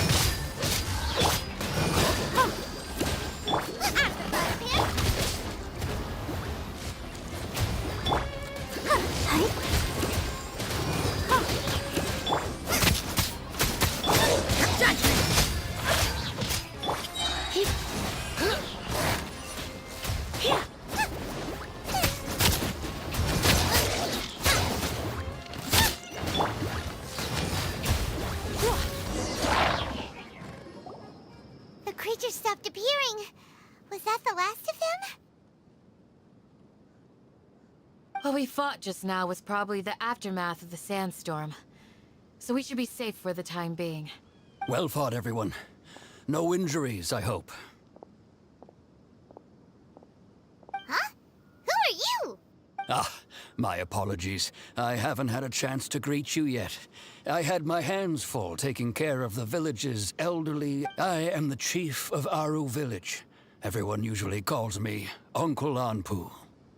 Sir, I am also originally from the desert, but I have not been back for some time now. May I ask if such sandstorms are common? I can't say they've always been common, but recently the storms have become increasingly severe and frequent. Besides sandstorms, we also occasionally get earthquakes. According to an investigator who stayed in the village a while ago, these unusual natural phenomena are related to the withering of Irminsul. Another effect of Irminsul's withering. So, Irminsul's withering causes withering zones in the forest, and sandstorms and earthquakes here in the desert? Everything in the natural world is inextricably connected to Irminsul. These regional symptoms can indeed be a reflection of Irminsul's present state. Everyone in Aru village needs to take good care of themselves. Speaking of which, why haven't I seen a single village keeper since I got here? Village keeper? Who are they? Village guards like Candace? Does your curiosity know no bounds? Village Keeper is how Aru village refers to mad scholars exiled here by the academia. Most of them are scholars who lost their sanity after a period of training in the Avidia forest. The Academia believes that their crazed mutterings may have a negative effect on the psyches of other scholars. So... Alas, that's exactly what we've been trying to investigate. One by one, the village keepers have been mysteriously disappearing without a trace. But no one in the village has ever seen them leave. If you're planning to stay around the village for the next few days, I'd appreciate it if you could keep an eye out for them. I've had encounters with those people in the past. I'll see what I can do to help. The Matra are the ones responsible for their exile. Now that you're no longer with them, are you trying to alleviate your guilt and atone for your past sins? I'm fascinated by how you think. Mock me if you will, but if you are guilty, I will eliminate you, regardless of my position or identity. Oh, you're the former General Mahamatra. You must be an expert in these kinds of investigations. Is it because you're reminded of Hypatia? Oh, these poor scholars. First they lose their sanity, now this! We need to help get them back, but, is it really a good idea to tag along with Sino? I'll be grateful for the assistance. No doubt you will do a better job than some of my former subordinates. Let's start by finding a spot to share what we know so far.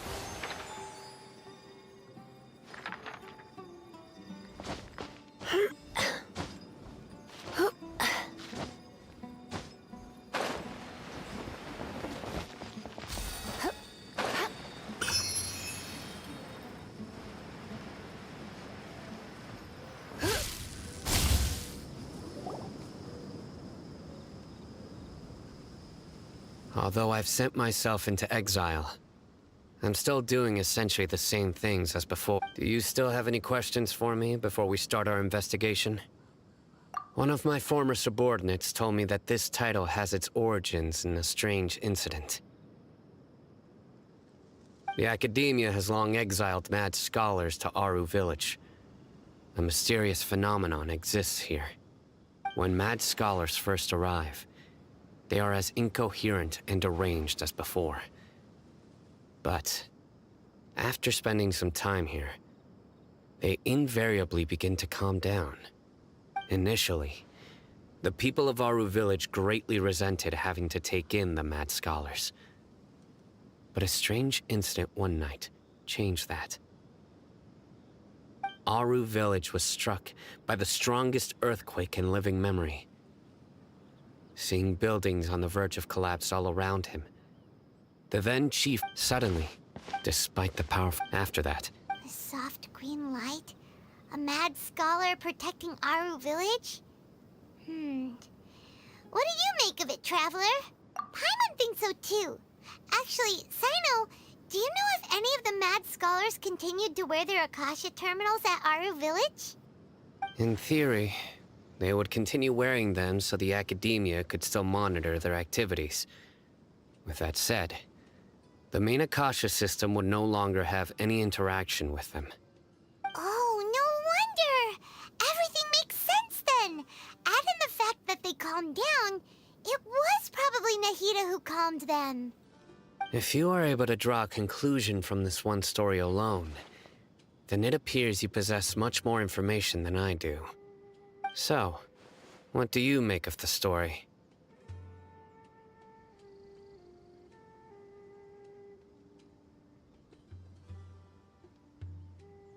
Really?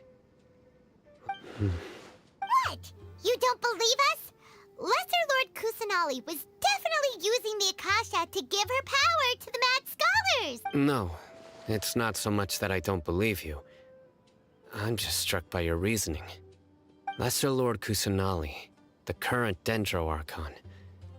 Is she really active in Sumer? The Academia has always placed far greater importance on the late Greater Lord Rukkhadevata. They've more or less ignored Lesser Lord Kusanali, and I've never had any reason to doubt their views. In addition, I've never heard any stories about Lesser Lord Kusanali and her deeds. To me, she might as well have been a god that never existed. No way! Nahida definitely exists! She's a... how should Paimon put it? She's a good Archon who's kind and wise. Even if she... I've spent many years interrogating criminals, so I can easily tell when someone is lying. Good! Then you should know that we're telling the... That look in your eyes. I've never seen that from a liar. You two really must have met Lesser Lord. How can this be? To think. Our Archon has been amongst us this entire time. Alright, now it's our turn to put our skills to good use for this investigation. But easier said than done. Especially since we don't have any leads. Maybe we can start by knocking on some doors. Excuse me, are you here to help me find my grandpa? Huh? Who are you? By the sounds of it, a resident of this village. My name is Isak. You'll help me find my grandpa, right? Is your grandpa a mad scholar? Hey, don't say that. Grandpa is just Grandpa. Why do you have to call him that? It's not like he's a bad person. The person you're referring to is not a local, yet you are. Why do you call him Grandpa? Grandpa is just Grandpa. He's my family. I heard everything you said to the village chief. Please, you gotta take me with you. I want to find my grandpa. I swear I'll help. I won't be a nuisance.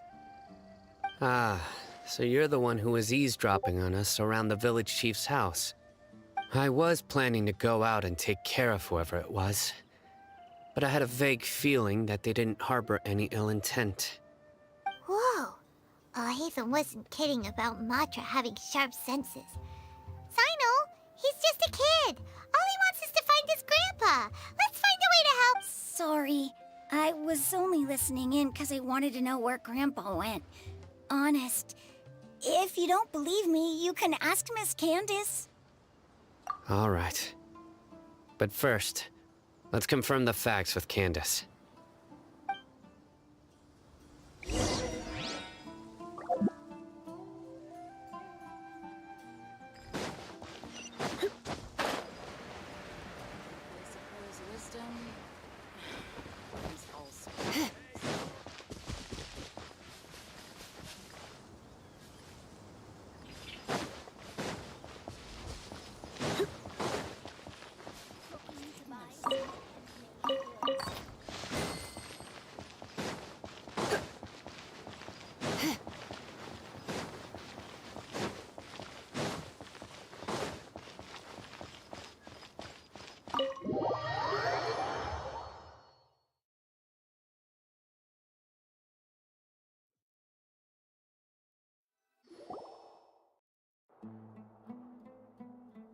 Sino is super vigilant. Is this what all the Matra are like? Ah, you're back already. We just wanted to confirm something with you. Do you know a boy by the name of Isak? I had a feeling he'd go looking for you. Huh? You knew this would happen? Yes. Although he tried his best to stay hidden, I still noticed him eavesdropping outside the window. He really wants to get his grandfather back. Isak's parents were both Aramite mercenaries who rarely returned to the village after finding employment in the city. He was raised by his grandfather. Unfortunately, it was only a few years before his grandpa passed away. Isak was still very young at the time, so various families in the village took turns caring for him so he could survive. Later, an elderly mad scholar arrived at the village. Isak thought the scholar bore a striking resemblance to his grandfather, and thus often spied on the man. However, the scholar was unkempt in appearance and incoherent in speech. Although Isak referred to the man as his grandpa, he was afraid and didn't dare to approach him. One summer night, the oft mumbling and bumbling grandpa suddenly calmed down and seemed to become more lucid. He even noticed Isak hiding in the distance. So Grandpa walked up to Isak and patted him on the head. He even took Isak to the entrance of the village, where he patiently taught the boy the names of the stars, and accompanied Isak until he fell asleep. The next morning, Isak woke up and wanted to go find his grandpa again, only to realize his grandpa no longer recognized him. However, even so, Grandpa retained his calm expression. It's said that those who saw the scholar claimed he no longer appeared to be crazy, but appeared to be living in his own world, almost as if he were sleepwalking. Isak was thrilled that his grandpa was able to find peace, and would follow him all the time, asking him things like, "Grandpa, want me to take you somewhere fun?" Or, "Grandpa, could you tell me stories about the stars again?" All this somehow just makes Paimon feel really sad. It seems like they both deserve so much better. Perhaps. Nearly everyone who lives in the desert has some form of hardship or regret. But even so, we must still continue on with our lives. It's also my reason for fighting. I must continue to protect this land.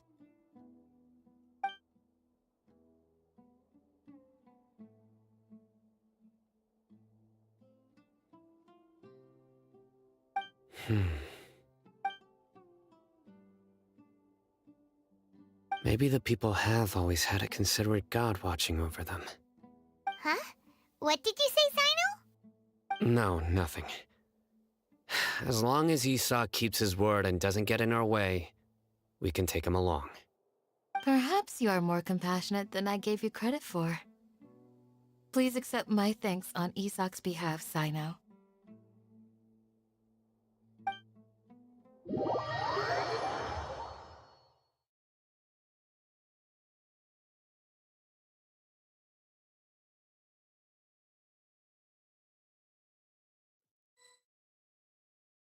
Hey, Isak! Oh, it's you guys! We've cleared everything up. Let's go find your grandpa. Really? Wow! Thank you so much!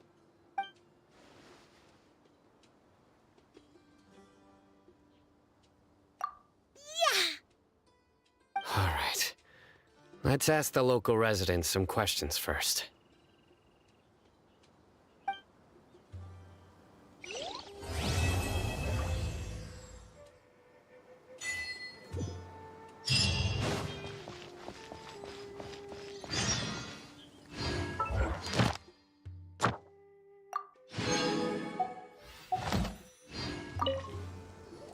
Excuse me, did you happen to see where the missing scholars went?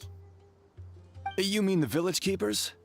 Oh, When I was eating dinner the other day, I saw one of them by the side of the road, muttering away and eating mushrooms and tree roots. They shouldn't go around eating that kind of stuff. Okay. Did you notice anything else? Anything else? No, I think that's all I have to tell you.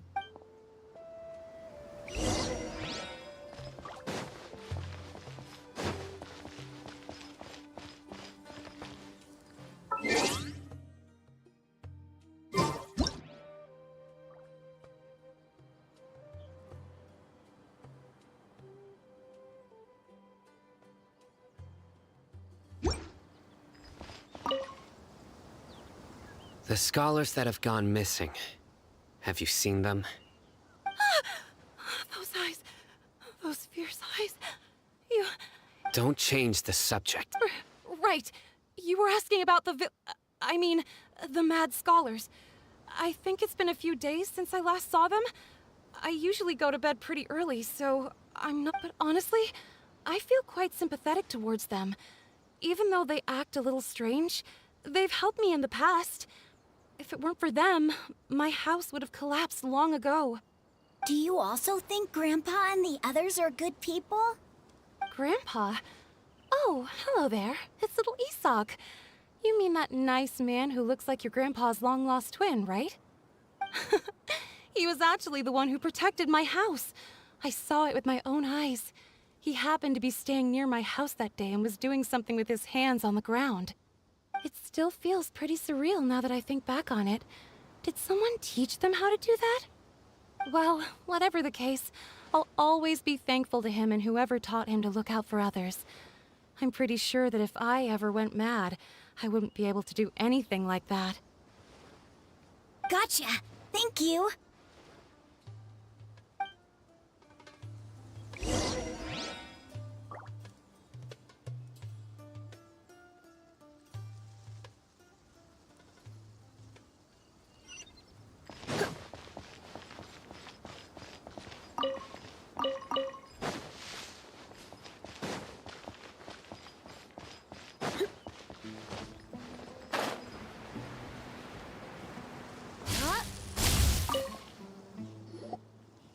Sir, have you seen my grandpa recently?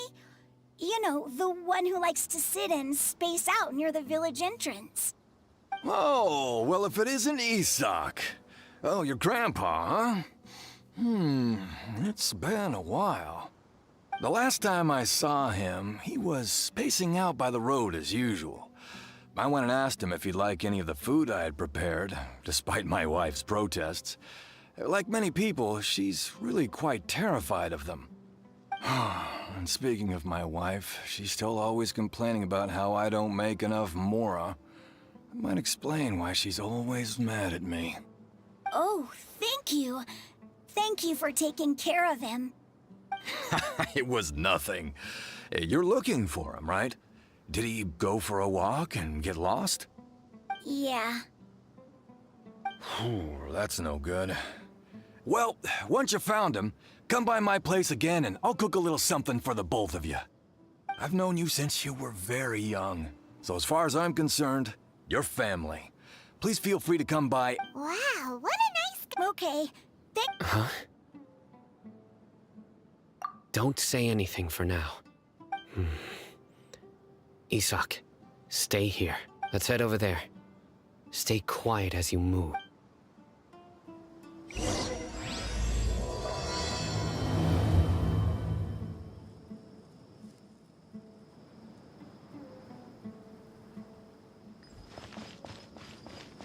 Join the Eremites and embrace a wonderful new life. Of course not. It's all a bunch of... Listen, see if you can make out what they're saying. Have you heard? The mighty King Deshret, the sovereign of our faith, will soon return to this world.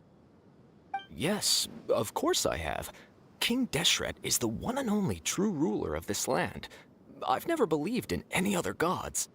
Still, you say he's coming back, but it sure doesn't feel like life's about to change around here anytime soon. What's your proof? Haven't you noticed? The village has been getting more deranged scholars than ever. Delavar was saying that many people also went insane just before the fall of King Deshret's civilization in ancient times. We don't quite know why, but it seems like there's some sort of connection between insanity and King Deshret. Isn't it a sign of King Deshret's power that all the mad scholars have disappeared? If you ask me, they must have been chosen as the final sacrifice for King Deshret's... Huh. Now that you say it, that does make some sense. Does this mean our lives? Exactly. Those city folks will get what's coming to them. Now, repeat everything you've just said from the very beginning. Huh? Who are you? Where did... My patience is running thin. You heard what I asked.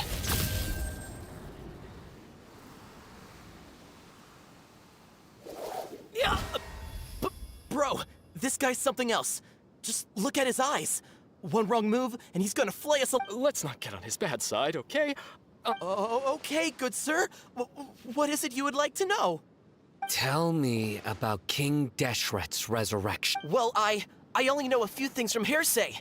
I went for a drink the other day and heard others talking about a rumor that the madmen will disappear and that King Deshret will return to this land. I'm not making... Hey, go on. It's true. It's all true, sir. We desert folk have had more than enough of those people at the academia. They keep sending us all their mad scholars and won't let us have a good life. Would you want to live like this if you were in our place? The radicals were even more thrilled than me when they heard the news. We're all praying for King Deshret's speedy return. Delavar also said that once King Deshret returns to our side, it's only a matter of time before we conquer the land on the other side of the wall. They're all willing to serve under King Deshret and fight for a share of the glory. Is that so? Seems like he still wants to know more. Got it! At first, I told myself it was just the drink talking, but then all the mad scholars vanished without a trace, just as the rumors said. Please don't beat me up just for mentioning these rumors. If I'm guilty, then everyone else around here is also guilty. I'm just saying what— The people here really like King Deshret, but dislike the Dendro Archon. Where is this radical person you talked about? I haven't run into him over the past few days, so he probably hasn't been around the village. What about you, man? Have you No, not at all. We wouldn't dare lie to you. He's really not here right now. Sounds like you're not too close with the radicals. No, of course not. All we know are their names. I have many ways to stop you from talking, so you'd best don't do anything. Yes, got it. That scared Paimon half to death. Sino is pretty terrifying. He didn't try to reassure us at all. It's like he's used to hearing that. Oh, Paimon bets lots of people have told him that before. I heard that. Sorry. It's part of being a Matra. The rumor we heard just now seems like a strong lead. But we need to check a few more places. Very well. Isak! I'm here. Where's your grandpa's house? Well, I can take you there.